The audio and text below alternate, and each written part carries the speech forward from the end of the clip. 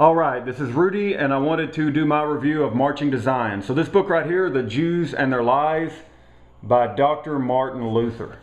Okay, it was written by this man right here, Martin Luther, and he wrote A Mighty Fortress is Our God and Away in a Manger, right there.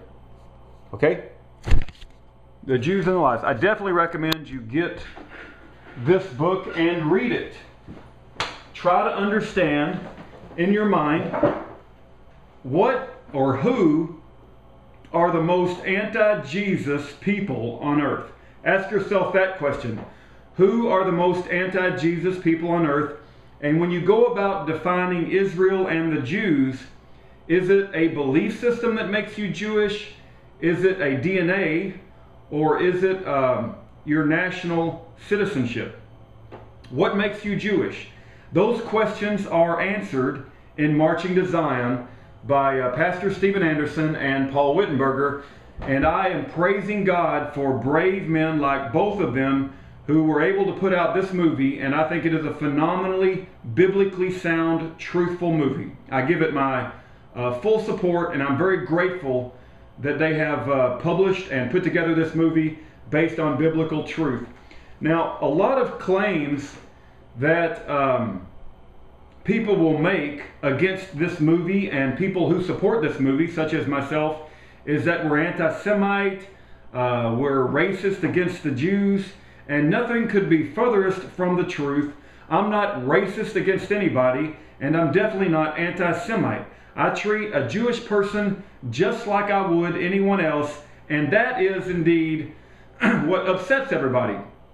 Because the church has been brainwashed to believe that they should give the Jewish people, anybody who claims to be Jewish, not based on any evidence or anything, but if they claim to be Jewish, we got to put them on a pedestal as God's chosen people, regardless of their belief system about Jesus Christ. So I recommend that you read this book by Martin Luther, The Jews and Their Lies. I recommend that you watch this film, Marching to Zion.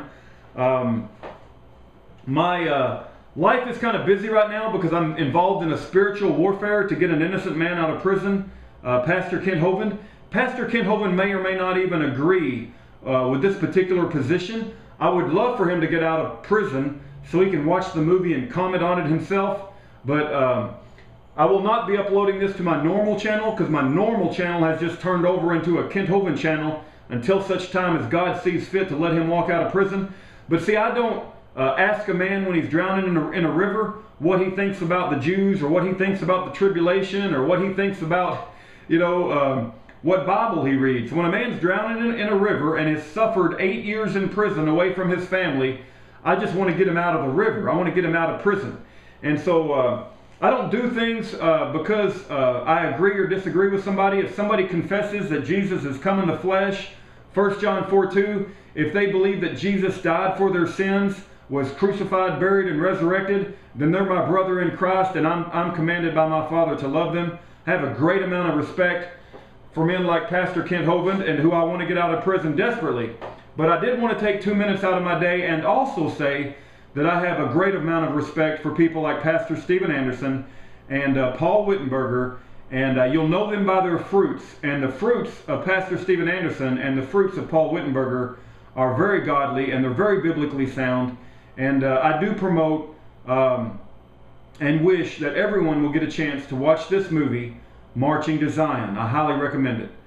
So God bless every one of you, and if you get a chance, please pray for Pastor Kent Hovind. Let's hope he gets out of prison soon, and go watch the movie and read the book, Marching to Zion and the Jews and Their Lives by Martin Luther.